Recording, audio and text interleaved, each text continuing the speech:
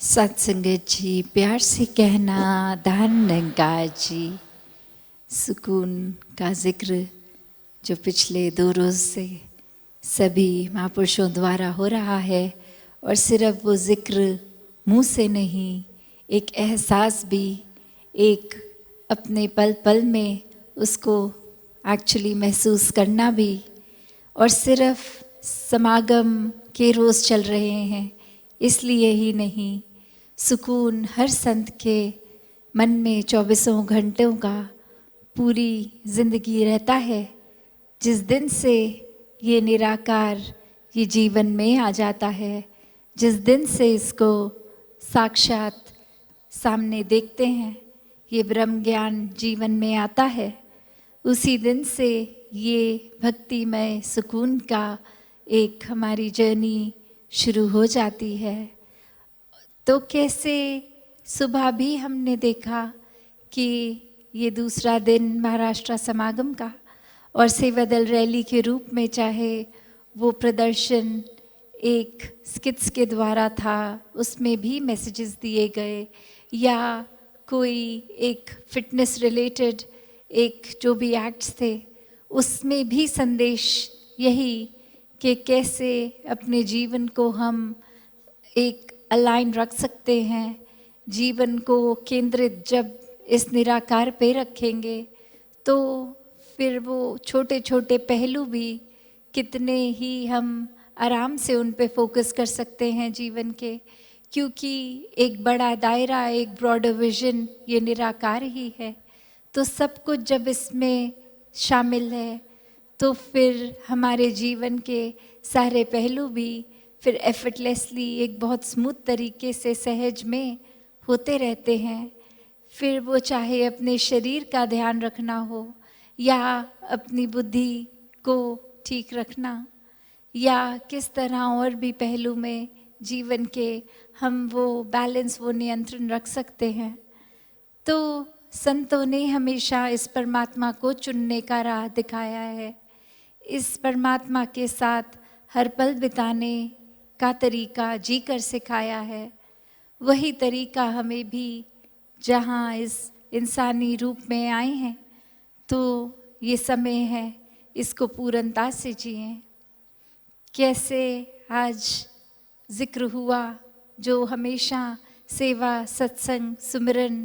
के ऊपर महत्वता, और आज भी संतरों का जिक्र। और सद्गुरु बाबा हरदेव सिंह जी महाराज ने अपने विचारों में एक बार जिक्र करते हुए संतरे की परिभाषा इस तरह बताई, संग तरे। जो संतों का संग कर लेते हैं वो तर जाते हैं।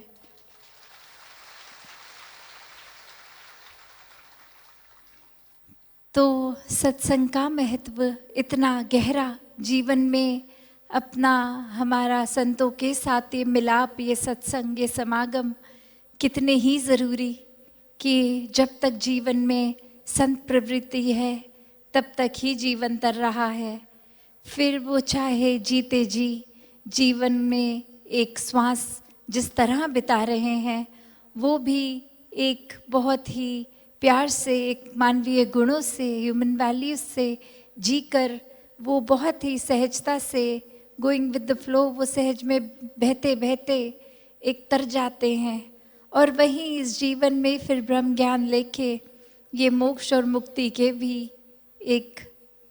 हासिल करने के लिए हकदार बन जाते हैं, कि जब श्वास खत्म होंगे तो भी तर जाना है, इस निराकार में ही तैरना है।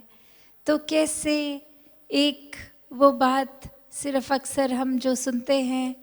कि जीवन में ये चाहे इतनी रेपिटेटिव लगती हैं कि बार बार ही क्यों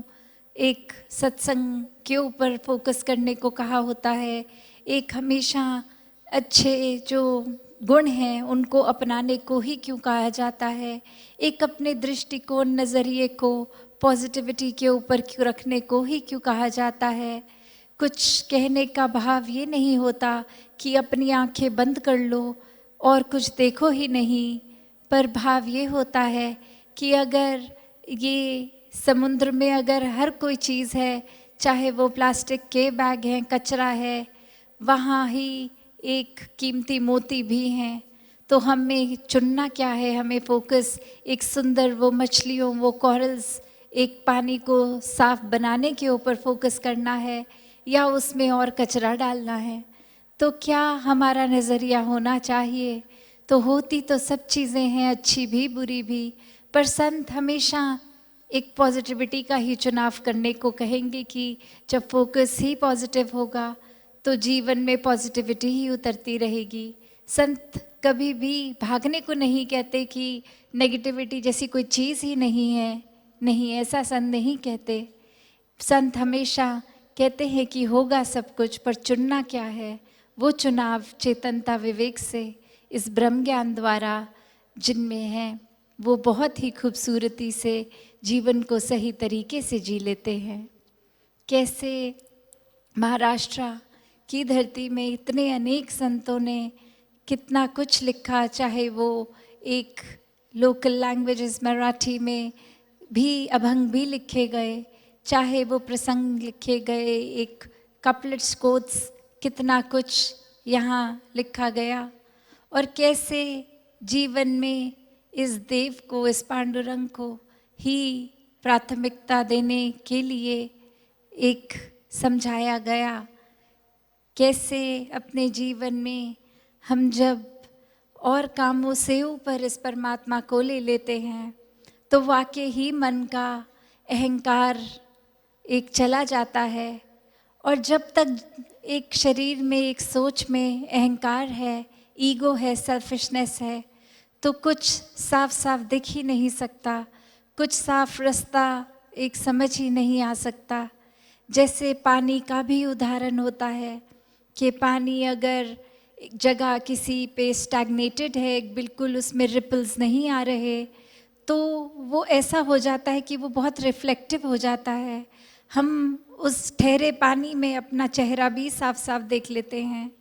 पर अगर कोई उबलता पानी हो, एक बबल्स आ रहे हैं, लगातार स्टीम आ रही है, वो बिल्कुल भी स्थिर नहीं है पानी,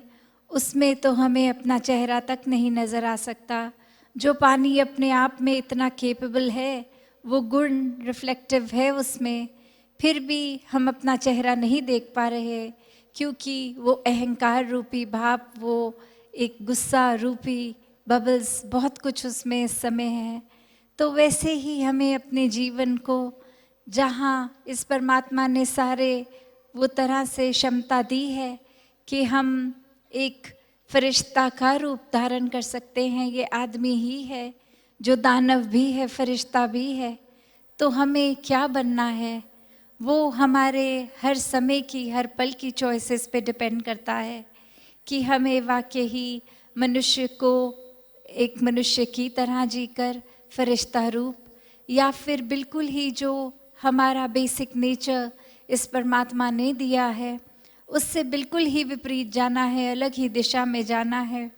जो बिल्कुल करने के लिए परमात्मा ने इस धरती पे भेजा था, ऐसा कोई भी काम ना करते हुए और ही एक मन को अपने मुताबिक, एक अपने फ़ायदे के मुताबिक लेके उस तरह के काम करने लग गए। और फिर ये अहंकार और चढ़ता रहता है, पहले कभी कभी सूक्ष्म रूप पे जो हमें एहसास तक नहीं होता, धीरे धीरे वो इतना भरता रहता है कि फिर हमें अपने सिवा किसी और की ओर हम देखते तक नहीं हैं, अपने आप को भी सिर्फ और एक सबसे ज़्यादा इम्पोर्टेंट बना लेते हैं। तो कैसे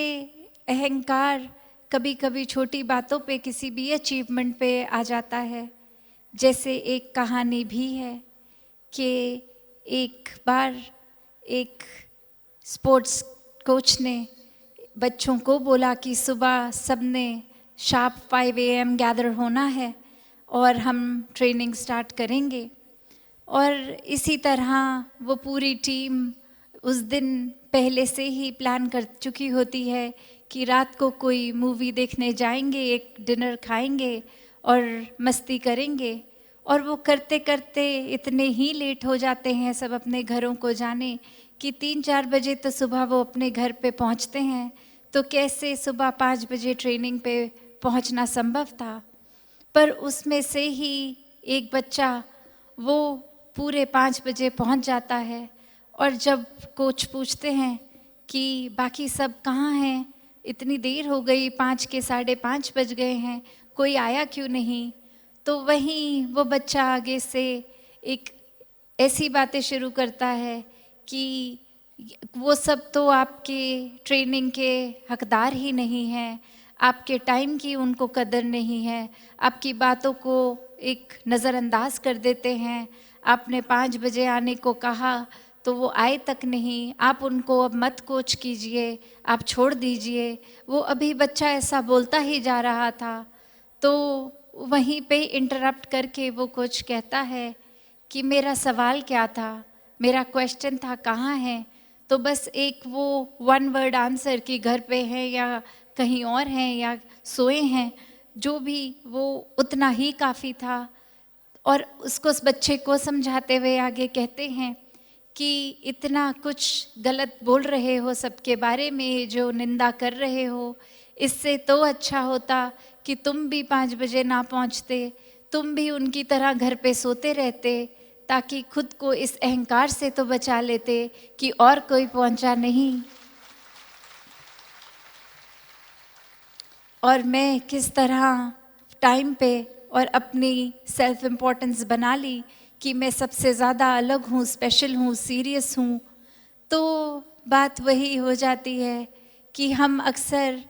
एक ऐसी बातों का अहंकार कर बैठते हैं जो वाकई ही हमारे लिए, अहंकार तो खैर किसी भी चीज़ का अच्छा नहीं, पर कोई वो जो अचीवमेंट भी नहीं है उसका भी कर चुके हैं, क्योंकि वो तो एक बहुत बेसिक स्टैंडर्ड इंस्ट्रक्शन थी कि 5 AM रिपोर्टिंग टाइम है, पर सिर्फ वो इंस्ट्रक्शन फॉलो करने तक का अहंकार उस बच्चे में आया। तो कैसे हम जीवन में चाहे कोई उपलब्धि हो ना हो, हम कोई ना कोई कारण कर ही लेते हैं कि एक हम में देखो बाकियों से ज़्यादा कुछ अच्छाई है। तो भक्तों ने तो हमेशा से अपने आप को गवाया है, ना कि गिनवाया, कि कैसे एक अपने आप को हम जब कुछ नहीं मानते, ये कोई वो बात नहीं हो रही कि सेल्फ रिस्पेक्ट खोने की बात नहीं, यहाँ हम्बलनेस की बात आ रही है कि कोई अपने सेल्फ इस्टीम को कम नहीं करने को कहा जा रहा है कि कैसे अगर कोई भी क्षमता है, वो क्षमता में भी इस परमात्मा को ही देखें कि इस परमात्मा के कारण जो भी काबिलियत है सो है, तो उस काबिलियत का अहंकार नहीं, बल्कि एक वो जिम्मेवारी की तरह लगता है कि अगर परमात्मा ने बुद्धि दी है, एक तेज़ दिमाग दिया है, तो हमें एक अच्छे साफ, एक उपकारी ख्याल ही लाने हैं, एक नेगेटिव या नीचे ले जाने की ओर के ख्याल नहीं। और अगर शारीरिक बल है तो कैसे फिर इस शरीर को हम वो इंस्ट्रूमेंट बनाएं जो ऐसे काम हों, चाहे समाज के लिए या अपने लिए, जो हर एक को गिरते को उठाने वाले काम हों, एक ऊंचाई की ओर जाने वाले काम हों। कैसे अगर धन दौलत या कोई भी और चीज़ परमात्मा ने दी है तो उसको भी किस तरह उपयोग करना है, ये एक सदुपयोग का भाव, एक अपने आप को मिटा के कि ये मेरी वजह से नहीं है, ये परमात्मा की कृपा है तो मिला है, तो अब ये जब मिल ही गया है तो इसको कैसे यूज़ करना है। जैसे अभी हम सुन भी रहे थे कहानी राजपिता जी द्वारा कि कैसे वो राजा का इतना महल और वहाँ वो एक इंसान का अपना पहनने वाला कपड़ा, तो वस्तु का मोल करेंगे तो एक इतनी अनमोल चीज़ें होंगी चाहे उस महल में, तो भी वो एक भाव कैसा। और यहाँ एक चाहे अनमोल नहीं भी है वो वस्तु, तो भी उससे इतना लगाव हो गया उस माया रूप में इतना कि एक वो मन से भाव ही बेचैनी के आ गए। तो यहाँ बात सिर्फ भाव की हो रही है, ये सुकून की हो रही है कि ये सुकून कैसे उस अवस्था में भी हो जब एक महल ठीक ठाक है, और उस तरह उस समय भी जब इस महल में आग लगी है। तो कैसे ये आग के समय जहाँ चेतनता की भी ज़रूरत होती है, वहाँ अगर अपने मुताबिक चीज़ें ना बचा पाएँ तो कैसे फिर भी सुकून में रहना है। तो भाव सिर्फ यही कि कैसे हर किसी में जहाँ इस परमात्मा ने सब चीज़ें डाल के एक इंसान बनाया है, एक सबसे जो अल्टीमेट क्रिएशन मानी जाती है परमात्मा की ये इंसान, तो कैसे फिर भी हम अपने आप का पूरा पोटेंशियल नहीं यूज़ करते। हम अपने आप को फिर बेकार के कामों में, एक बेकार की सोच में ही व्यस्त कर लेते हैं और ऐसे व्यस्त कर लेते हैं कि उस दलदल से बाहर ही नहीं आ पाते। कहाँ वो पल हफ्ते बन जाते हैं, दिन बन जाते हैं, महीने बन जाते हैं, साल बन जाते हैं और फिर वो अपने जीवन के साल ख़त्म हो जाते हैं। तो बस एक छोटे से दायरे में नैरो माइंडेड होकर हर एक के ऊपर उस तरह कि कैसे वो हमारे जितने अच्छे नहीं हैं, उनकी अचीवमेंट्स हमसे कम हैं, अपने आप को ऊंचा औरों को नीचा, ऐसा जीवन, एक दर्द पहुंचाने वाला जीवन जीते चले जाते हैं। और वहीं वो जो मेन काम है इस जीवन में आने का, इस परमात्मा से जुड़ना, स्पिरिचुअल एक अपने आप को करना, इस परमात्मा का ज्ञान, इस निराकार का ज्ञान, ये ब्रह्म ज्ञान लेकर जीवन में एक हमेशा का उजाला लेना, तो उससे वंचित रह जाते हैं। तो संतों ने हमेशा एक चेतनता, ये आवाज़ दी है कि ये जीते जी ही इस ब्रह्म ज्ञान को हासिल करके इस निराकार को जीवन में ले आओ और निराकार को इस तरह जीवन में ले आओ कि किसी भी पल ये ख्यालों से, दिल से, एहसास से दूर ना हो। और ऐसा जीवन जो जी लेते हैं वो चाहे कोई भी युग रहा हो, आज का भी समय, वो संत ही होते हैं। और फिर संत किसी भी परिस्थिति से भागते नहीं हैं, संत कभी भी एस्केपिस्ट नहीं होते हैं। वो अपने घर परिवार, एक जिम्मेवारियों, एक अपने शहर, अपने गांव, अपने कस्बे, अपनी सोसाइटी में रह के, एक गृहस्थ में रह के भक्ति करते हैं और ये भक्ति करते करते पूरे विश्व का कल्याण करते हैं। अपनी सोच को सीमित ना रखते हुए अपनत्व का भाव, एकत्व का भाव, हार्मनी एंड वननेस का भाव, ऐसे उत्तम भाव, वर्ल्ड विदाउट वॉल्स का भाव, एक दूसरे के दिल तक पहुंचने का भाव, ऐसा ही लेकर, ऐसी सोच, ऐसे भाव हर समय के बना लेते हैं। सिर्फ परमात्मा को दिल में रखकर एक सेल्फलेस होके हर पल जीते हुए ये भक्ति करते जाते हैं। तो ये समय हम सबके भी हाथ है, हम सब भी बाकी के श्वास ऐसी भक्ति कर सकते हैं जो समर्पित रूप हो, जो सिर्फ और सिर्फ परमात्मा पे केंद्रित हो। और ऐसी भक्ति करके हर कोई अपने जीवन को पूर्णता से जिए। ये भरम, भुलेखे, ये अन्य अंधविश्वास सबसे ऊपर उठ के सिर्फ परमात्मा के प्यार, इसकी लगन की वजह से भक्ति अपने जीवन में की जाए। तो दासी और समय ना लेके बाकी अपने मन के भाव कल आपके चरणों में रख देगी। साथ संगत जी, धन निरंकार जी।